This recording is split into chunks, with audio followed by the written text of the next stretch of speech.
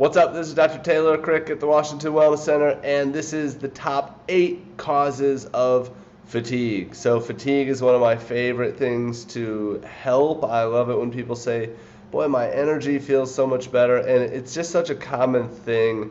And yeah, it's probably most common, I would say, in moms. I mean, not to say that if you're not a mom that you're not fatigued, but it's just it's that age group that my wife is in right now of like, boy, first off, how could you not be tired? But there is tired outside of the norms, tired on a cellular level, more tired than you should be, and that's what we're going to get into today is what are the top 8 causes of fatigue? Your kids not being one of them, stress not being one of them, but what are the actual mechanisms? Now, what we teach here in general, what I teach is that when you understand the mechanisms, the solutions make sense. So we don't teach, hey, this is what you should do, go out and do it. We teach, hey, this is the mechanism, this is what causes this. Then as you understand the mechanism, you common sense kind of think, oh, okay, if this is what causes it, this is what I need to do to correct it. And so what we work on in our practice is all of these 8 things and deciphering which one is the biggest one for you.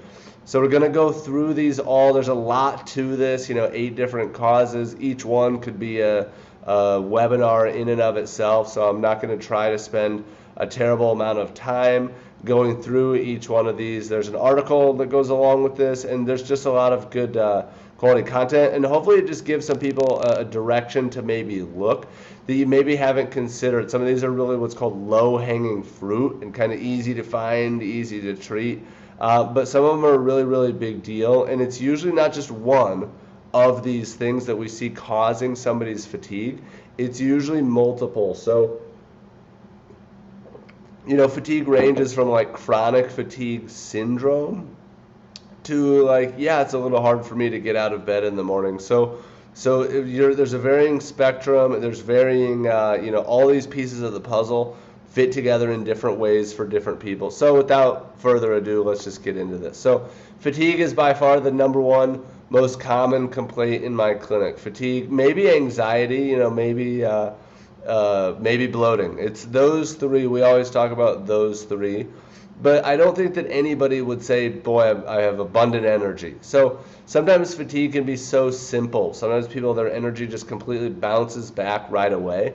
Sometimes it can be so complex, like chronic fatigue or like, on a cellular level, like really, really metabolic issues. In our office, we address the root cause of your fatigue by the mechanisms like I just mentioned. So why are you fatigued?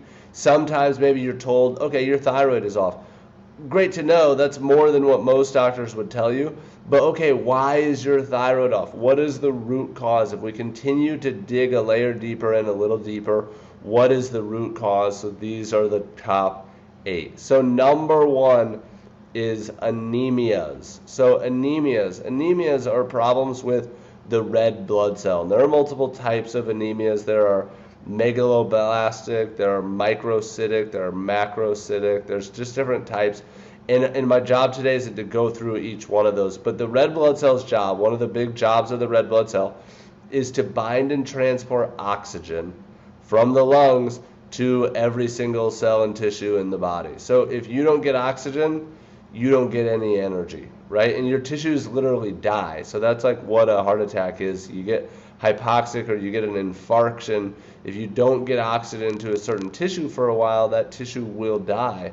So no oxygen is no energy. So these are things that we measure on labs with anemias. So looking at somebody's red blood cell count, these are all things on a CBC, most of these, till we get down to iron.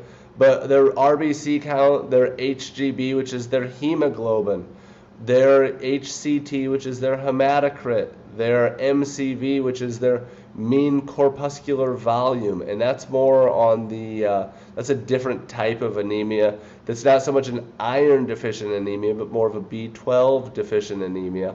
Their TIBC, their iron saturation, and their ferritin. looking at all these pieces of the puzzle is really, really important. It also costs about probably maybe $15 for all those things. So inexpensive, really, really easy. That's why I put it at number one, because it's really, really common. Now, if somebody doesn't get iron, we got to look upstream, and maybe they have stomach acid problems. And if they have stomach acid problems, maybe they have stomach autoimmunity. Maybe they have vagus nerve problems. But we've got to look at, why are they not getting enough iron? Why are they not getting enough B12? Why are they not absorbing these minerals and these things? But anemia is a low-hanging fruit, that if hemoglobin is too low and we give somebody iron, or serum iron is too low, they're going to feel more energy, so it's a common cause of fatigue. Number two ties in with that. So your red blood cells, they bind oxygen. They take oxygen to every cell in the body, and every cell uses oxygen. Well, the thing that uses oxygen is called the mitochondria, and there are other mitochondrial imbalances or mitochondrial dysfunctions that can cause fatigue. I mean, quite frankly, the mitochondria literally produce all of your body's cellular energy. So this is almost dumb to say. Any fatigue is a mitochondrial dysfunction. If your mitochondria were functioning optimally, you would not feel fatigue.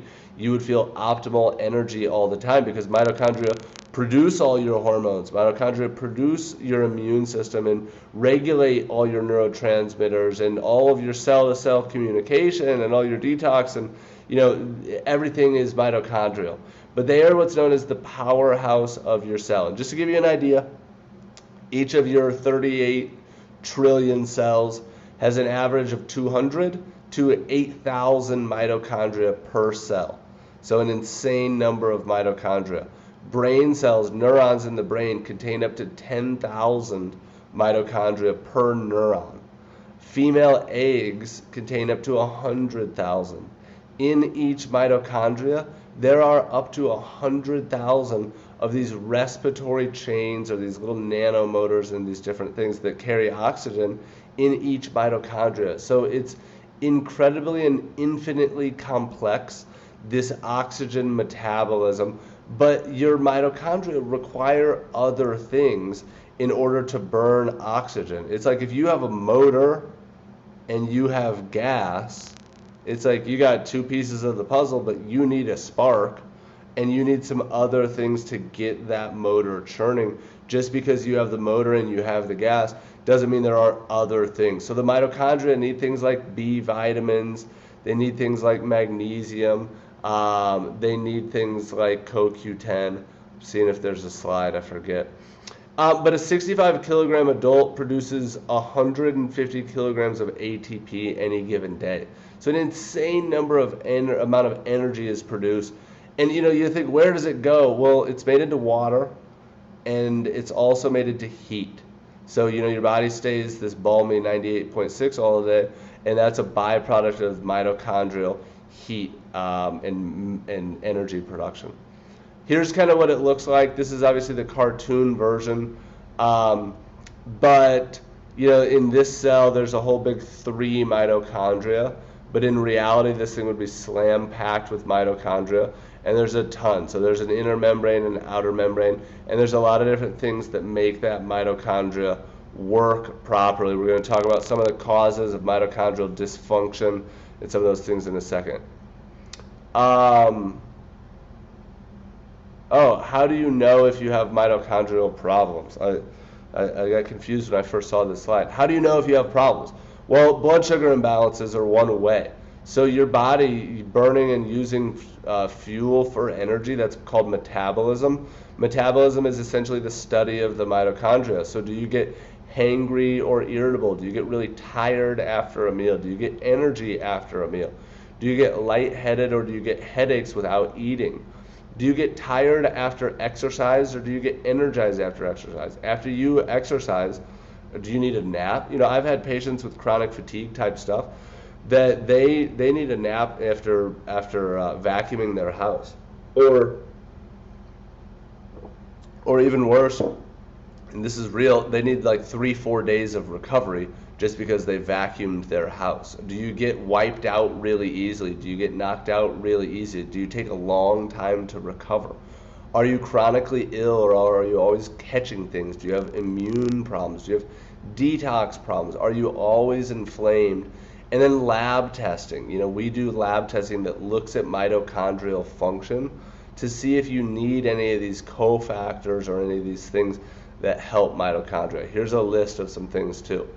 So things that hurt mitochondria: first, high sugar diet, insulin resistance, etc., and metabolic, lactic acidosis and glycolytic shifts and things like that. But stress, smoking, reactive oxidative species, oxygen species, or inflammation, a sedentary lifestyle hurts mitochondrial biogenesis, or making more mitochondria. EMFs, electromagnetic frequencies, radiation, really damages the mitochondria. Heavy metals, molds, so toxins damage the mitochondria.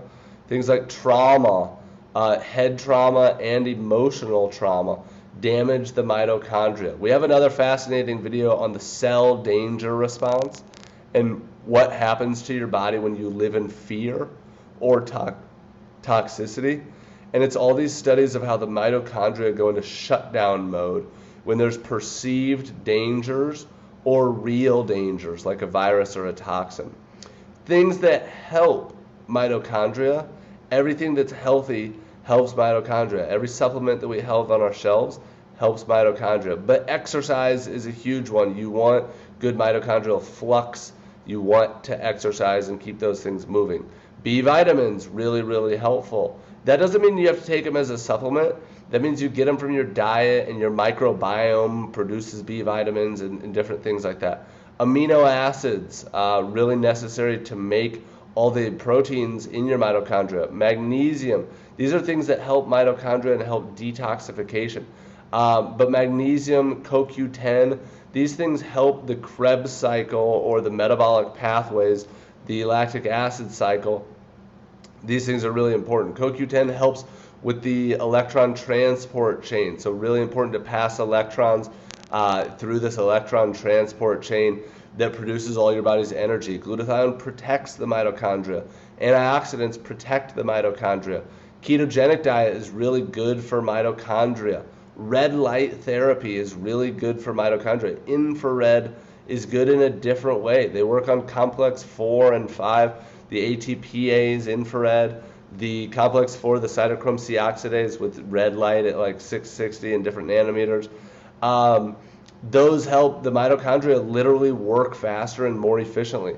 Things like cold and hot therapy, things like stressors, where you expose your body to a short-term stress and then you allow it to recover and it gets stronger from that. So cold therapy actually gets the mitochondrial respiratory proteins closer together, which makes those electrons pass through faster.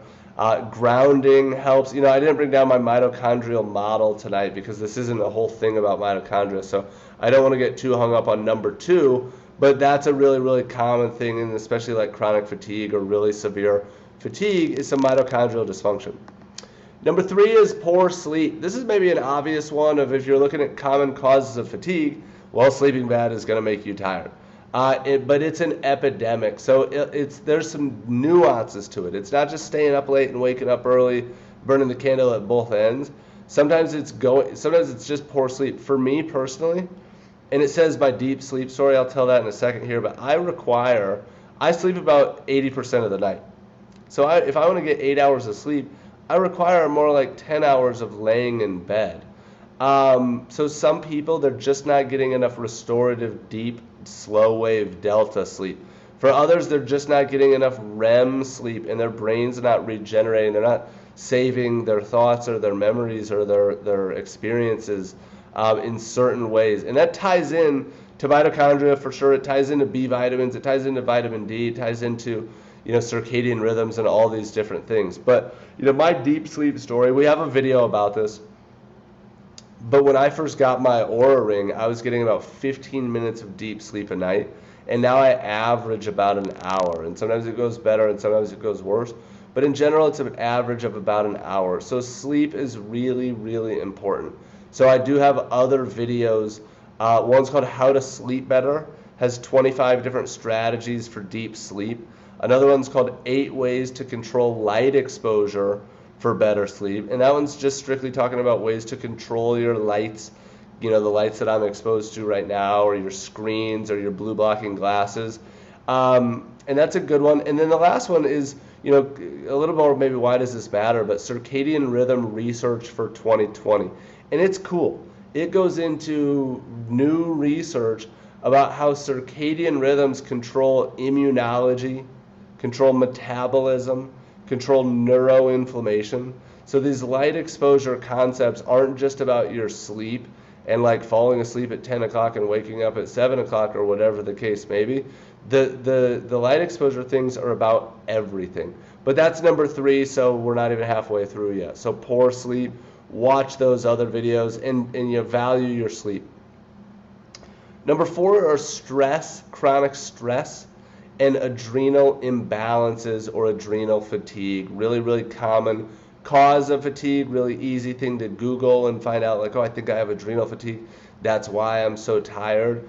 It's also really common to have something that's called wired and tired, meaning like you're wired at night and you can't go to bed and your brain just keeps running, and you're tired in the morning when you wake up and you're like a little bit groggy. So if you see, we're going to see one here in a second, but if you see a chart of what your stress hormones, what your adrenal hormones are supposed to do throughout the day, they're supposed to spike in the morning. So sometimes you have to jumpstart your cortisol awakening response. So this is connected to your sleep by your circadian rhythms, because this cortisol awakening response is designed around your circadian rhythms. It's on a 24-hour cycle, just like your wake and sleep cycles are. So by supporting good circadian health, you're not only going to support good deep sleep, good REM sleep, good sleep cycles, but also good wake cycles. This could be called your wake cycles, really, of like how your body cycles through these stress hormones.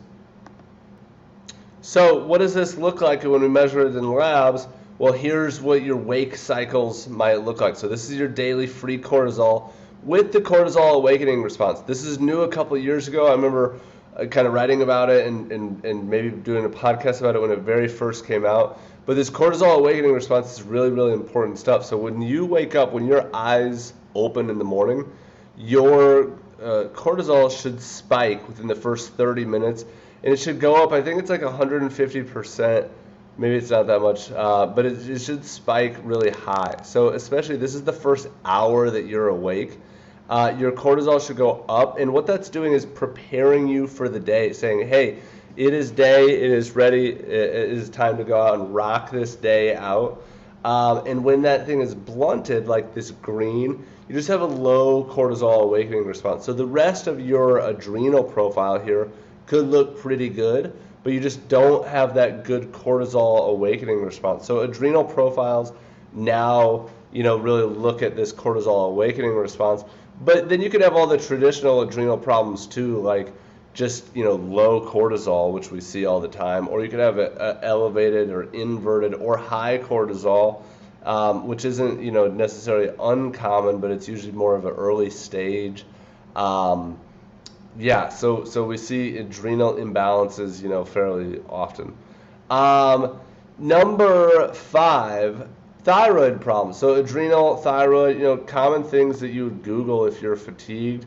And a lot of times the problem with the thyroid or adrenals is like you've been to your doctor and they've told you that they don't exist because they can't find them. Like they first off will tell you that adrenal fatigue doesn't exist because they don't know how to do the testing, and they don't even know the science behind it as far as the chronic stress and the hypothalamus and the pituitary and the HPA axis and all the dysfunction that goes into that, and then the cortisol defects, and it's very well established, but they're just not familiar with it. And then the thyroid problems is rampant of like they'll check your TSH and tell you your thyroid is fine, and that's garbage. The thyroid is a really complicated puzzle, but fatigue is the number one symptom. If you just don't get thyroid hormone, your number one most metabolically active hormone, yeah, you're gonna be tired. I mean, some people that have hypothyroidism, they don't notice that they're tired, but they have metabolic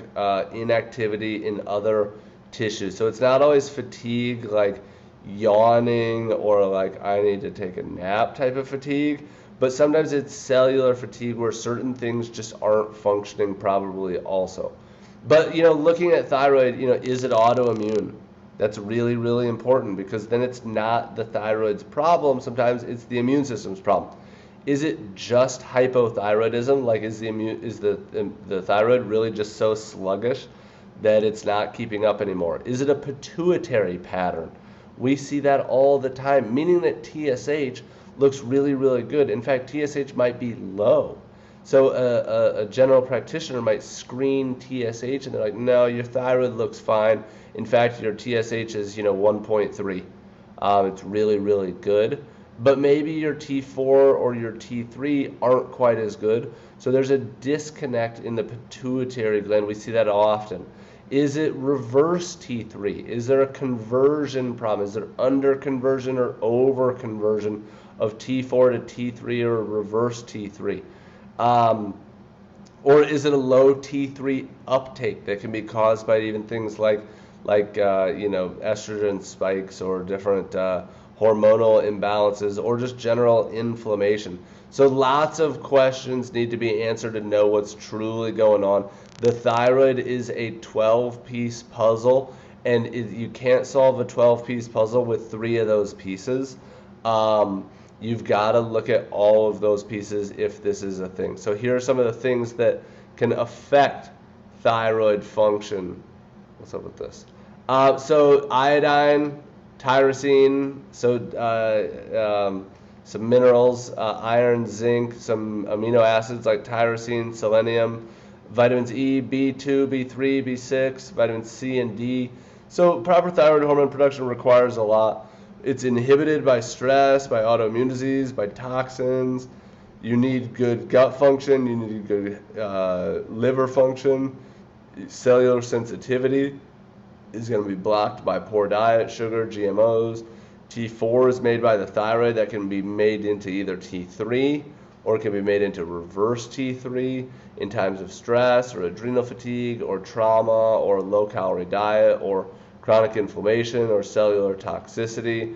And then, all these things can improve thyroid function as well. Toxins, the thyroid is particularly susceptible to toxins, so especially bromides, halogens, heavy metals, pesticides, really endocrine disruptors, really, really sensitive to that thyroid area. So that is number 5, though, thyroid.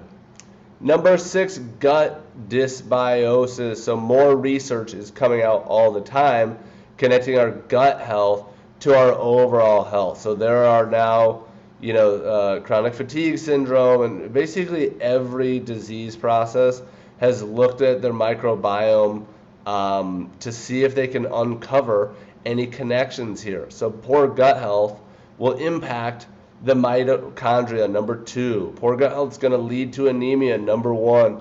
Poor gut health is going to impact the adrenals, number 4. Poor gut health is going to impact the thyroid, number 5.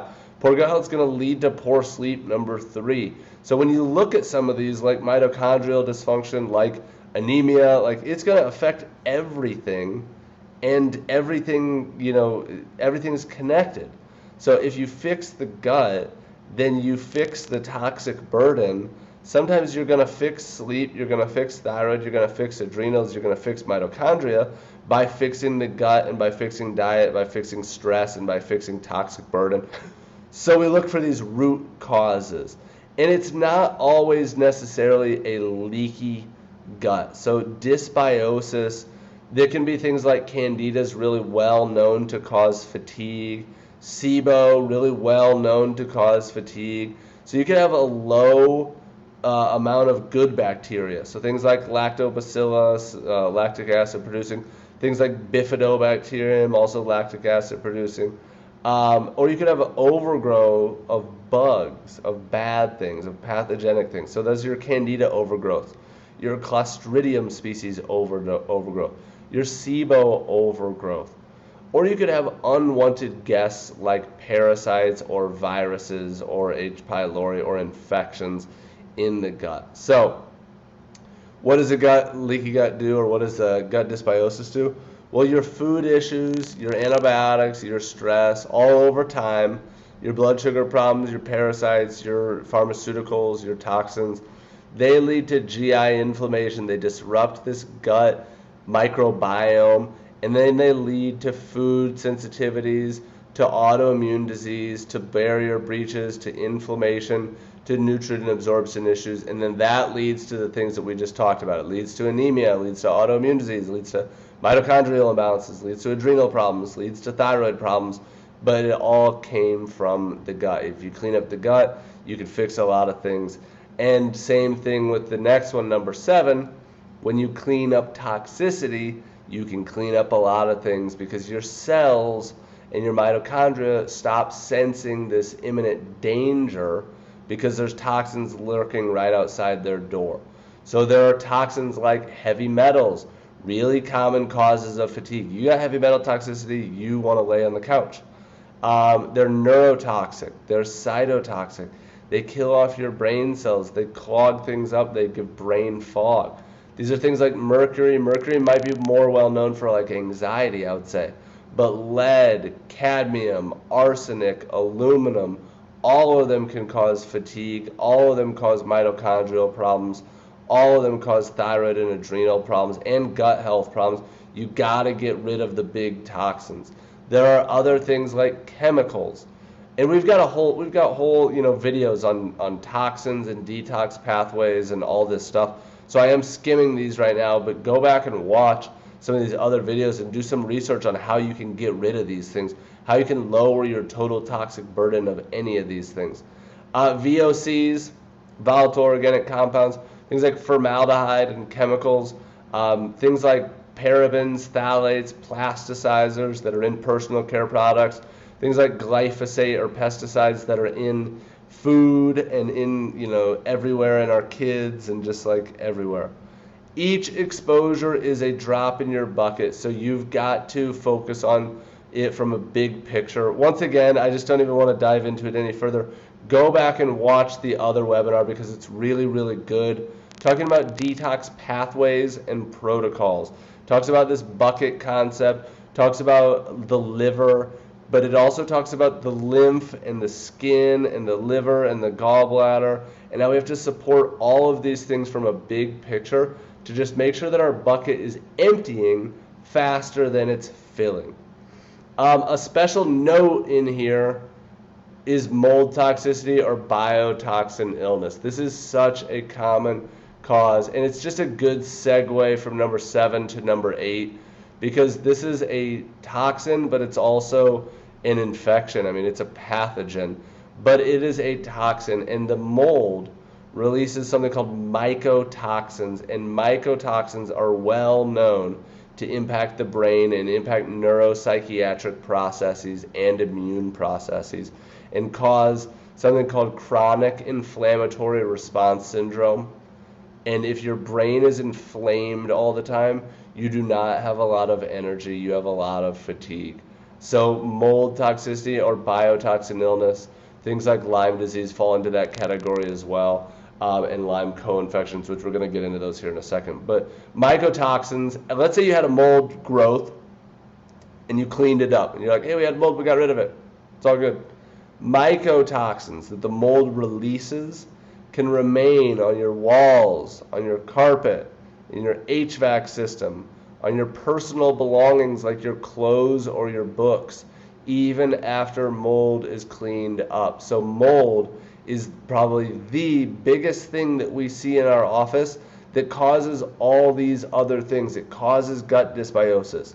It causes mitochondrial imbalances. It causes heavy metal toxicity. It causes infections like we're going to talk about next because of the tip and the polarization in the immune system and the dampening of the Th1 immune system. It causes all these pituitary problems which impact the thyroid and impact the adrenals. It causes all this neurotoxicity, and it is the #1 cause of fatigue. Maybe I should have put it as number one. These aren't in any particular order. They kind of get from like lower hanging fruit to deeper things. But yeah, it's just, I can't talk about it enough. We have plenty of other videos about mold toxicity, so make sure that you check those out. If you are fatigued and you've tried some of these other things, you're not anemic, you take B vitamins, you have good gut health, you take probiotics, and you don't have any GI symptoms, and you've done a food sensitivity test or something like that, look to mold as a potential. Look to mold, look to mold, look to mold. Even if you've got something like Lyme, look to mold. It's still mold. It's not always the distraction like Lyme. Lyme's a huge thing, don't get me wrong, but mold is the reason why a Lyme patient might not be getting better. Mold, fungal, biofilms, mycotoxins, that's all I'll say. Number 8, though, is hidden or recurrent infections. If your body is constantly trying to fight an infection, it doesn't have any energy left for all the other things. And we've all felt what it feels like to get like the flu or something, and you just don't want to get out of bed. That's what can happen all the time. If your body's fighting something like an Epstein-Barr virus or a cytomegalovirus, or it's got this infectious burden all the time, and it's like, my mitochondria are zapped because all day they're just trying to fight these infections and support this immune system. And like, boy, we got no time left for clear thoughts or for detoxification or for cleanup. We are just on fight mode all the time. So Lyme disease is a huge one. Fatigue is the number one symptom of Lyme, fatigue and pain. And the other co-infections, meaning tick-borne, vector-borne co-infections, can come from mosquito bites and things too. Doesn't always have to be a tick. But these are things like Babesia, Bartonella. Some of these are parasitic, some of these are bacterial. But Babesia, Bartonella, and Ehrlichia are the big Lyme co-infections that are really, really common. They damage the mitochondria. They shut down the mitochondria because they do that as defense mechanisms. They shut down the Th1 side of the immune system. They create tons of inflammation. So these tick-borne infections. Then there are also the viruses that we all carry, but why are they getting activated, or why is our immune system not able to keep them at bay? So these are things like Epstein-Barr virus, cytomegalovirus, CMV, HHV, HSV, different herpetic viruses, Coxsackie virus, varicella virus, chickenpox virus, etc. So some of the viral reactivation. So you got a chronically reactivating Epstein-Barr virus, and you're going to be fatigued. Now, why is that chronically reactivating? Do you have mold? Do you have heavy metal problems? Do you have gut imbalances? What's tipping that immune system and allowing that immune system to be so suppressed that the infection's allowed to continue to reactivate? Go back and watch our video on infections and overgrowth. Really, really, really important stuff there. But what's allowing that? Or recurrent sinus infections. My gosh, people get recurrent sinus infections all the time. They think it's normal. Upper respiratory infections, urinary tract infections, or things like MARCoNS, which are like methicillin and something else resistant coagulase, Staph aureus, whatever, I don't remember. Co-negative Staph aureus, the S should be big. But the goal is that we never get rid of viruses, bacteria, yeast, but sometimes we need to lower the burden. So we use the metaphor a lot that it's like your crime rate of a city. It doesn't need to be 0. It just needs to not be out of control. And when it's out of control, it's taxing on the police system. Even more recently with some of the things that have gone on. Like, I have a cop buddy, and while there were riots around here, he was like, we've all been working, 18-hour shifts. I haven't slept all week. And it's just taxing on the whole defense system when they're always having to fight something off. And it's there's likelihood of something that's going to happen bad if we're just always taxing the defense system. So you've got to give it a break. So the system doesn't need to be at zero. The crime rate doesn't need to be at zero. But if it's out of control, it's taxing the immune system, it's taxing the mitochondria, it's taxing your body's cellular energy production systems, and it doesn't have any left to like get up and get out of bed or go play frisbee with the dog or go walk with your kids or go play catch or go do all the things that you know you need to do, or the mental energy to call your grandma or call your cousin or call your friend or go to the bank and open up that account or pay your bills, or all the things, but you don't have the energy because something is stealing it from you. Something is damaging, something is not providing you enough fuel, something is blocking that, something is dampening the immune system. So there are causes, and when you understand the causes, when you understand the mechanisms, I didn't solve this for you. You got to go figure out for yourself if it's number 1, 2, 3, 4, 5, 6, 7, or 8. But now you know a little bit more about where to look. And when you come and see somebody like me, we're able to guide you to say, oh yeah, based on these signs, I think you have mitochondrial imbalances. Let's do some lab testing. Let's see what nutrients we need or what toxins we may have. Let's support these things and have it take a targeted approach, and let's see how your energy responds in 30 to 60 days. And lo and behold, people get great results, but we just keep peeling back layers of the onion and zoning in on what could be the underlying cause and what could be the mechanism of your fatigue.